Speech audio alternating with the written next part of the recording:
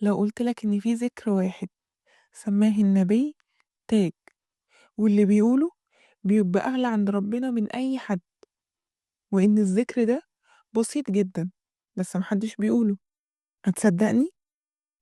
ركز معايا في الفيديو ده، لأنه مش بس هيغير طريقتك في الذكر، ده ممكن يغير حياتك كلها.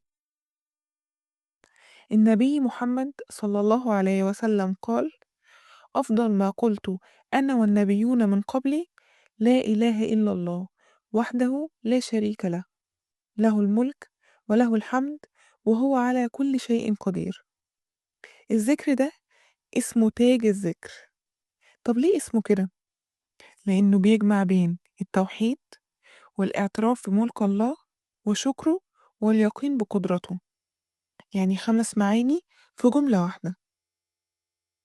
تعرف إن في حديث بيقول: من قال لا إله إلا الله وحده لا شريك له، له الملك وله الحمد وهو على كل شيء قدير، في اليوم 100 مرة، كانت له عدل 10 رقاب، وكتب له 100 حسنة، ومحيت عنه 100 سيئة.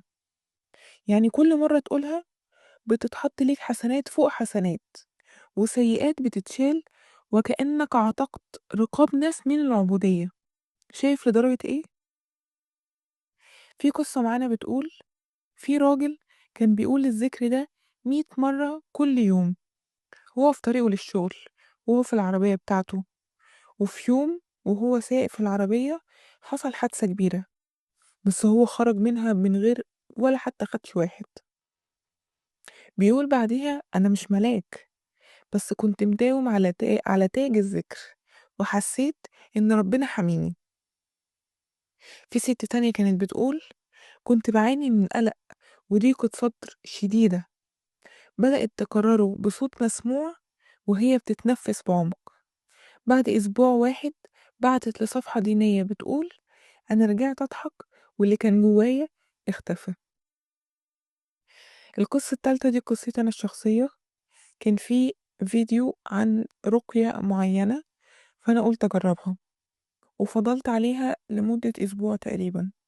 في اليوم الثالث أو الرابع على ما أتذكر جالي حلم إن أكن في حد، أو حد في صورة جني أو حاجة مخيفة جدا.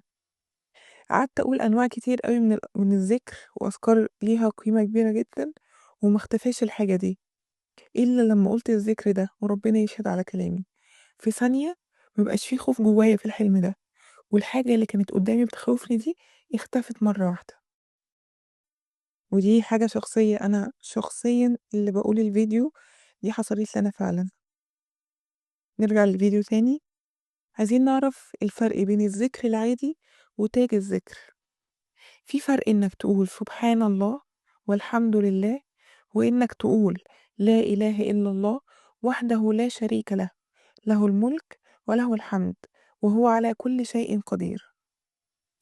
الذكر ده كأنك بتوقع على عقد مع ربنا، إنك عبده، إنك راضي بقضائه، إنك شاكر ربنا، وإنك عارف إنه قادر على كل شيء. يعني لو عندك حاجة نفسك تتغير، قول الذكر ده بيقين، بس مش بلسانك، بقلبك. خليني أقول معاك الذكر ده 10 مرات واستشعر معايا: لا إله إلا الله وحده لا شريك له، له الملك وله الحمد وهو على كل شيء قدير. لا إله إلا الله وحده لا شريك له، له الملك وله الحمد وهو على كل شيء قدير. يا ريت تكررها 10 مرات. أنا مش عايزة أقول ال10 كاملة عشان مبقاش بطول على الفيديو. ولو وصلت معايا للنقطة دي في الفيديو، أنا بتحداك تقول الذكر ده كل يوم لمدة 7 أيام على الأقل 100 مرة، واكتب لي بعد أسبوع إيه اللي هيحصل، لأنك أنت نفسك مش هتصدق الفرق. الفيديو ده مش للترند بس، الفيديو ده عشان يغير حياتك.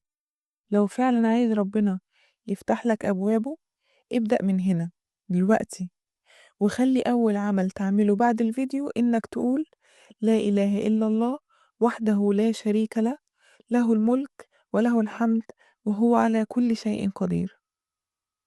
شارك الفيديو ده مع شخص واحد بس، يمكن ربنا يكتبه في ميزان حسناتك.